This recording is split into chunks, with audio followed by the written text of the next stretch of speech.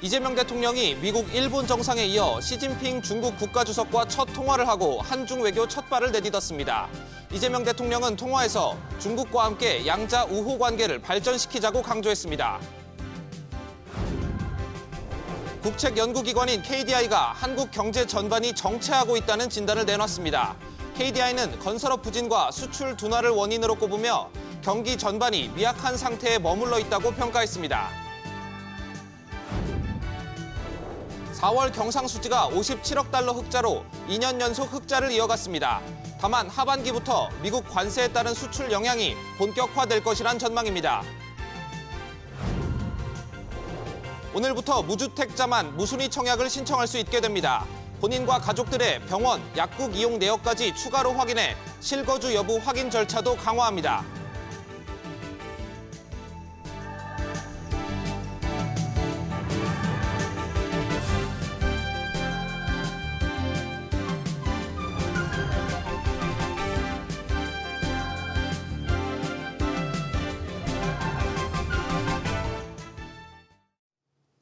여러분 안녕하십니까?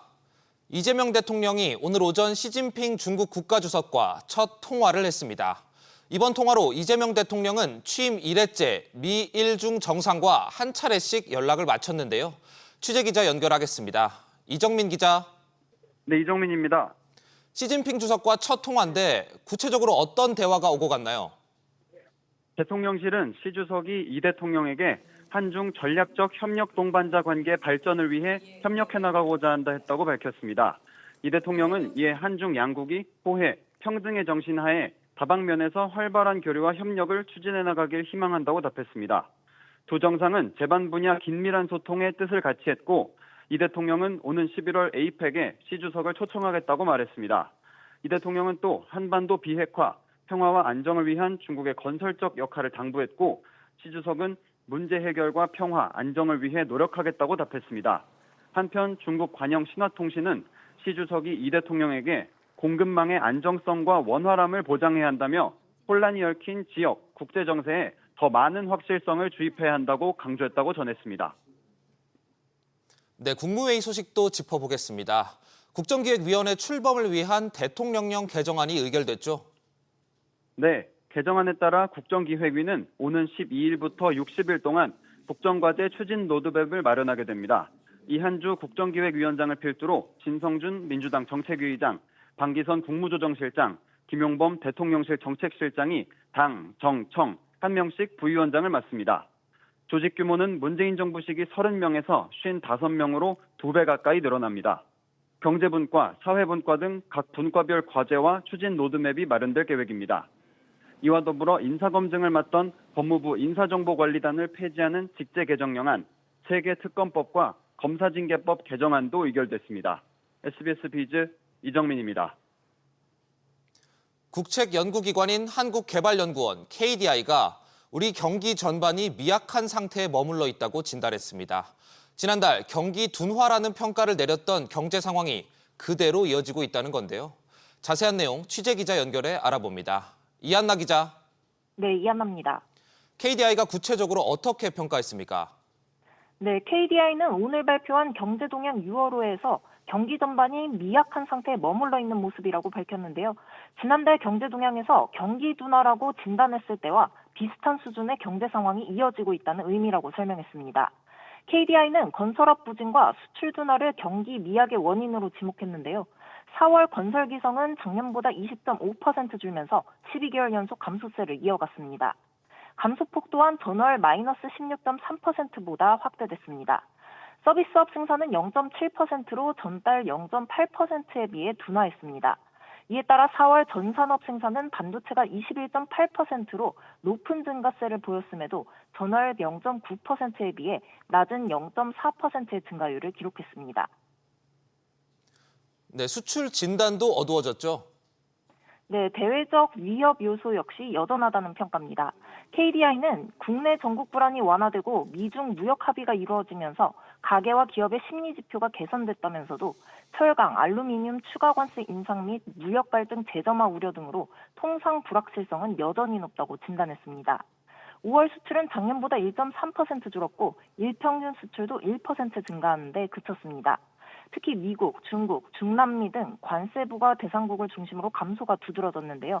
관세율이 대폭 인상된 자동차의 미국 수출은 32% 급감했습니다. SBS 비즈 이한나입니다.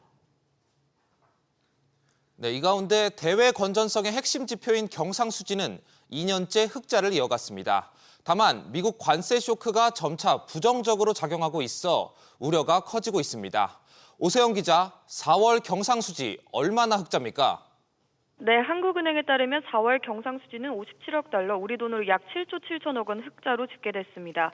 약 2년째 흑자가 이어지면서 월간 흑자폭은 4월 기준으로 역대 세 번째 수준인데요. 올해 들어 4월까지 누적 경상수지 흑자는 지난해 같은 기간보다 9조 원가량 많습니다. 상품 수지 흑자가 소폭 늘어난 영향인데요. 반도체 수출 증가세로 수출이 79조 원가량 기록하면서 1년 전보다 1.9% 증가했습니다. 품목별로 보면 반도체, 무선통신기기, 의약품 등이 늘었고 석유 제품과 승용차는 줄었습니다. 나라별로는 EU 동남아에서 호조를 보였고 반면 미국과 일본에서는 줄었습니다. 수입은 약 67조 원으로 1년 전보다 5.1% 감소하며 상품 수지 흑자폭을 늘리는 데 기여했습니다. 에너지 가격 하락으로 석탄, 원유, 가스 등 원자재 수입이 10.4% 줄었고 곡물과 비내구 소비재, 승용차 등 소비재 수입이 뒷걸음쳤습니다. 경상수지 흑자폭이 줄어든 이유는 뭡니까? 네, 4월 경상수지는 직전 3월보다는 4조 6천억 원 정도 줄었는데요. 외국인 대상 배당 지급이 집중되면서 배당 소득 수지가 전달 3조 원 흑자에서 8천억 원가량 적자로 전환한 이유가 큽니다. 서비스 수지도 3조 8천억 원 적자로 집계됐는데요. 운송 수지가 컨테이너 운임 하락 영향으로 15개월 만에 적자로 전환된 데다 국내 기업 연구개발 R&D 서비스 지급이 크게 늘어 기타 사업 서비스 수지 적자 폭이 커졌습니다. 여기에 전망도 밝지만은 않은데요. 한은은 상품 수지와 관련해 철강, 알루미늄, 자동차 부품 등의 수출에서 미국 관세 정책 영향이 점차 나타나고 있다며 3분기 이후 관세 영향이 본격화하면 미국 현지 생산이 확대돼 국내 생산과 수출이 줄어들 수 있다고 밝혔습니다. SBS 비즈 오서영입니다. 상승세를 이어가던 서울 아파트 분양 전망 지수가 이번 달 대폭 꺾였습니다. 최근 토지거래 허가구역 재지정과 함께 금리 인하가 맞물리면서 상승을 이어갔지만 다음 달 앞두고 있는 대출 규제의 영향을 받은 것으로 풀이되는데요. 취재기자 연결하겠습니다. 박연신 기자. 네, 박연신입니다. 네, 이번 달 서울 아파트 분양 전망 지수 어떻게 나왔습니까? 주택산업연구원이 지난달 15일부터 25일까지 주택 사업자를 대상으로 설문조사한 서울 아파트 분양 전망 지수는 이번 달 103.7로 한 달 전보다 18.5포인트 하락했습니다. 지수가 100을 넘으면 긍정적, 100을 미만인 경우에는 부정적 전망을 나타내는데요. 여전히 근전 전망이 우세했지만 지수가 지난달보다 큰 폭 떨어진 겁니다. 수도권으로 넓혀 살펴보면 인천이 110을 기록하며 두 자릿수에서 세 자릿수로 상승했고 이외 경기와 서울은 하락 전망됐습니다. 네, 서울의 분양 전망 지수가 하락한 이유는 뭡니까? 물량 전망 지수 영향으로 풀이되는데요. 주택 분양 물량이 많으면 물량 전망 지수가 높아집니다. 다음 달부터 스트레스 DSR 3단계 도입이 되는데요. 이에 따라 다음 달부터 주택담보대출 금액 한도는 지금보다 줄어듭니다. 이 때문에 상당수 주택 사업자들이 이번 달에 분양에 나설 것으로 전망됩니다. 주택 사업자들이 한 번에 물려 분양을 하게 되면 공급 물량이 늘어납니다. 이렇게 되면 공급과 수요의 관계에 따라 경쟁도 치열해지고 수요도 분산이 될 것으로 보여 사업자 입장에서는 좋지 않은 상황이 되는 건데요. 결국 대출 규제를 피하기 위한 서울 분양 물량이 쏟아지면서 분양 전망이 좋지 않을 것이라는 시각이 많다는 것으로 풀이됩니다. SBS 비즈 박연신입니다. 오늘부터 무주택자만 이른바 줍줍으로 불리는 무순위 청약을 신청할 수 있습니다. 실거주 여부 확인 절차도 강화되는데요. 관련 소식 김환진 기자 연결해서 들어보겠습니다. 김환진 기자, 무주택자만 신청할 수 있도록 하는 게 그러니까 투기나 과열 경쟁을 막겠다는 거죠? 네, 오늘부터 무순위 청약 신청 자격을 무주택자로 제한하는 주택 공급에 관한 규칙 개정안이 시행됩니다. 무순위 청약은 당첨자가 개인 사정으로 청약을 포기하거나 청약 미달로 생긴 잔여 물량을 다시 공급하는 제도인데요. 지난해 경기 동탄 로또 청약에 294만 명이 몰려 청약홈 홈페이지가 마비됐던 일을 계기로 유주택자는 청약을 할 수 없도록 요건이 강화됐습니다. 거주지 요건은 입주자 모집 공고 승인 권한을 가진 시장과 군수, 구청장의 재량에 맡기는데요. 미분양 우려가 있으면 요건을 없애 외지인 청약을 허용하고 과열 우려가 있으면 외지인 청약을 제한하는 겁니다. 네, 이번 제도 개편에도 시세 차익이 클 것으로 예상되는 단지에는 여전히 수요가 몰릴 텐데 당장 어떤 곳들이 있습니까? 네, 서울 강동구 둔촌주공 재건축 단지인 올림픽파크 포레온이 대표적인데요. 현재 지자체와 사업 주체가 무순위 청약 시행 시기 등을 협의 중입니다. 이번에 이른바 줍줍 물량이 4가구 나올 것으로 보이는데 10억 원 이상의 시세 차익이 예상되는 만큼 경쟁이 치열할 것으로 예상됩니다. 정부는 오늘부터 위장 전입으로 부양가족 수를 늘려 청약 가점을 높이는 꼼수를 막고자 청약 당첨자와 가족들의 실거주 여부 확인 절차도 강화하는데요. 지금까지는 가족관계 증명서와 주민등록 등본, 초본만 제출하면 됐지만 앞으로는 본인과 가족들의 병원, 약국 이용 내역까지 제출해야 합니다. SBS 비즈 김한진입니다. 새 정부와 여당이 2차 추가 경정 예산안 편성에 속도를 올리는 가운데 지역화폐 25만 원 지급 방식에 변화가 감지되고 있습니다. 당초 전 국민에게 25만 원씩 지급해야 한다고 주장해 왔지만 소득을 기준으로 일부에게 선별 지급하는 방식을 검토하고 있는데요. 취재기자 연결합니다. 정보윤 기자. 네, 정보윤입니다. 네, 원래는 전 국민에게 지역화폐 25만 원 지급을 해야 한다는 입장이었잖아요. 네, 기존 주장과 달리 소득에 따른 선별 지급 가능성을 열어뒀습니다. 진성준 더불어민주당 정책위의장은 국민에게 소비 여력이 없기 때문에 민생회복지원금을 지급할 필요가 있다는 게 당의 일관적 입장이라면서도 하지만 그것은 정부의 재정 여력이 뒷받침되어야 가능한 일이라고 말했는데요. 이어 재정 여력에 대한 정부 판단에 따라 선별 지원이라도 해야 한다는 입장이라고 덧붙였습니다. 민주당은 지난 2월 제시한 자체 추경안 기준 약 13조 원을 투입해 국민 1인당 지역화폐 25만 원을 지급해야 한다고 주장해왔습니다. 네, 그런데 입장을 선회한 이유가 있을까요? 네, 2차 추경은 대부분 적자 국채 발행으로 재원을 조달해야 하는 만큼 올해 나라 살림 적자 규모가 100조 원을 넘어설 것으로 관측되는데요. 정부 여당으로서 재정의 지속 가능성을 고려하지 않을 수 없는 데에 따른 입장 변화로 해석됩니다. 이재명 대통령은 속도감 있는 추경 집행을 요구했는데요. 진성준 의장은 이에 대해서도 이미 해봤던 만큼 선별에 시간이 많이 걸리지 않는다고 설명했습니다. 지난 2021년 2차 추경에서 건보료 지급 금액을 기준으로 소득 하위 80%의 25만 원씩을 지급한 바 있는데요. 이번 추경에서도 선별 지급에 나설 경우 그때와 동일한 기준을 활용할 전망입니다. 기획재정부 관계자는 이에 대해 추경 관련 사항은 아직 검토 중이라며 말을 아꼈습니다. SBS 비즈 정보윤입니다. 시민단체 등 비영리법인도 개인 부실 채권을 매입할 수 있도록 하는 방안이 추진됩니다. 취약계층의 빚 탕감을 더 적극 지원하기 위한 새 정부의 움직임으로 풀이되는데요. 역시 문제는 돈입니다. 최나래 기자. 네, 최나리입니다. 개인 채권을 살 수 있는 자격을 비영리법인까지 확대한다는 거죠. 네, 금융위원회는 최근 채무자 재기 지원을 위한 비영리법인의 개인 채권 양수를 허용하기로 했습니다. 그동안에는 은행이나 이금융권, 대부업체 등 금융회사와 한국자산관리공사만 자격이 있었습니다. 금융위는 이번 변경에 대해 비영리법인으로 양수인의 범위를 확대해 정비 필요사항을 보완하려는 것이라고 설명했습니다. 새 정부는 코로나 사태 이후진 빚 부담으로 어려워진 소상공인 등 취약계층의 재기를 우선 과제로 꼽고 있습니다. 이번 규정 변경이 코로나 대출을 탕감하고 조정하기 위한 배드뱅크 설립의 사전 움직임으로 해석되고 있습니다. 네, 어떤 배경에서입니까? 네, 금융위원회는 새 정부 2차 비상경제 점검 태스크포스 회의에서 배드뱅크 설립을 위한 추경 편성을 요청했습니다. 배드뱅크는 자영업자의 부실 자산을 인수하고 정리하는 전문 기관입니다. 이재명 대통령은 과거 성남시장 시절 주빌리은행이라는 비영리 법인 활용 형태의 배드뱅크 공동은행장을 맡았던 바 있습니다. 아직 새 정부의 배드뱅크 형태가 기존의 새출발 기금을 운용하는 캠코에 설치될지 비영리법인 활용 형태가 될지는 정해지지 않았습니다. 다만 비영리법인이었던 주빌리은행이 과거 법적 제약에 놓였던 점과 이번 규정 변경에 비춰볼 때 새 정부가 비영리법인 형태를 적극 검토 중인 것에 무게가 실립니다. 문제는 재원 확보입니다. 문재인 정부 시절의 유사 법인의 경우 유동화 전문회사의 출연금과 금융회사, 시민단체 등의 자발적 기부금으로 운영됐습니다. 현재는 부실 채권 원금을 사들이는 가격도 약 2배 넘게 오른 것으로 알려졌습니다. 결국 투입 재정과 은행 등 민간 금융회사의 지원 규모에 이재명표 빚 탕감 현실화가 달려 있습니다. SBS 비즈 최나리입니다. 금융당국이 퇴직연금 수익률 공시를 손질하기 위한 작업에 들어갔습니다.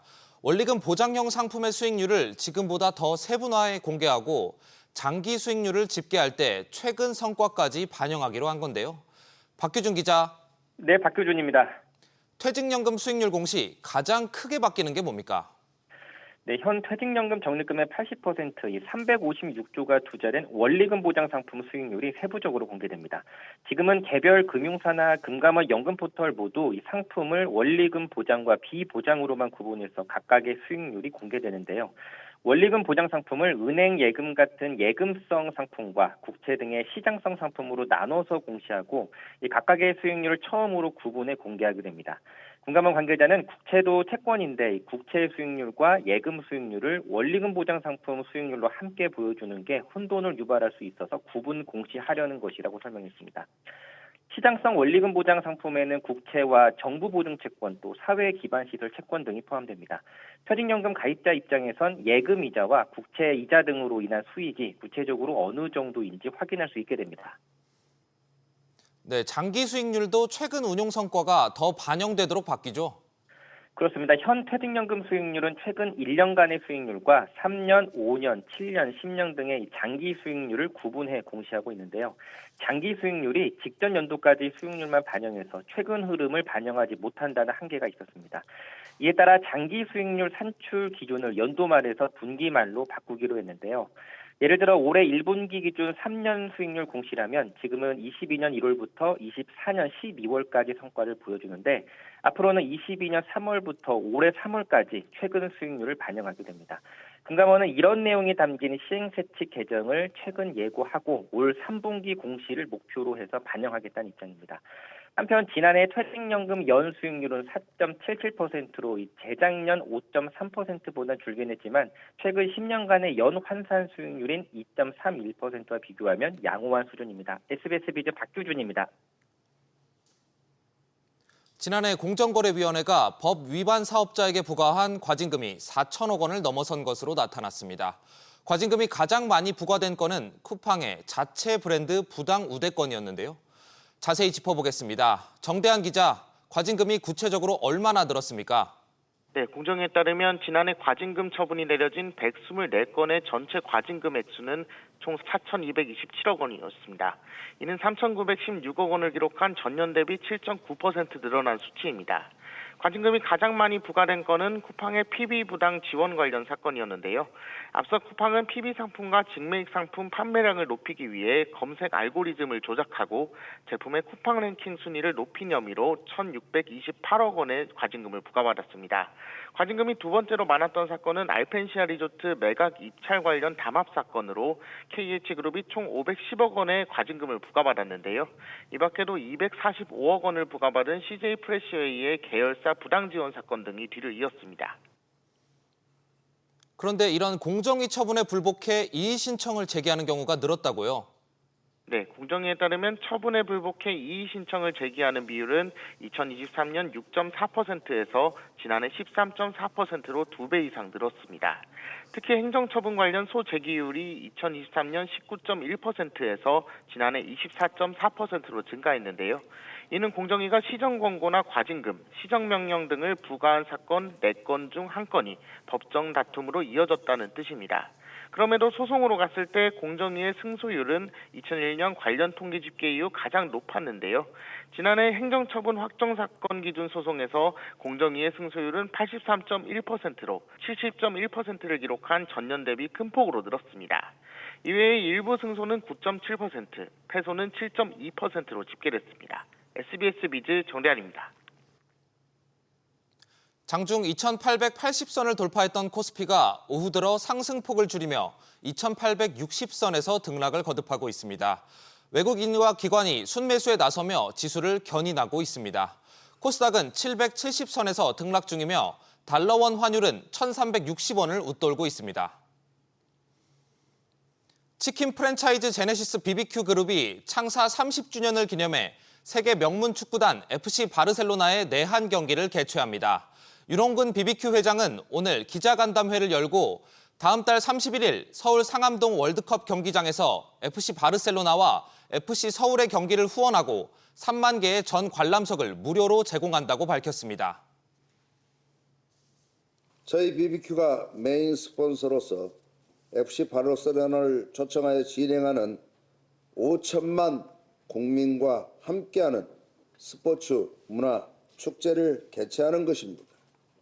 세계적 축제의 장이자 30년을 BBQ와 함께해 주신 국민들께 올리는 BBQ의 진심 어린 감사의 무대입니다. 지난 1995년 창사 이래 올해로 30주년을 맞이한 BBQ는 미국을 중심으로 해외 57개국에서 4,500여 개 매장을 운영하고 있으며 오는 2030년 세계 최대 프랜차이즈로 자리매김한다는 계획입니다.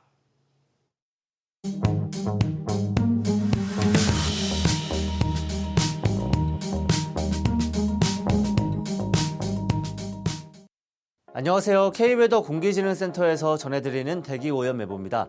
실시간 현황 보시면 전국적으로 공기질 좋아 보이는데요. 다만 내륙 곳곳으로는 미세먼지가 보입니다. 서울시 공기질도 양호한데요. 모든 지역이 좋음이나 보통 단계입니다.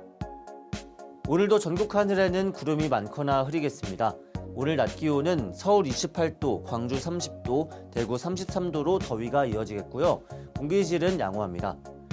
오늘 오후의 미세먼지 농도는 WHO와 환경부 기준으로 보통 단계를 보이겠고요. 당분간 공기질 양호하겠고 금요일부터는 전국 공기질이 깨끗하겠습니다. 대기오염 예보였습니다.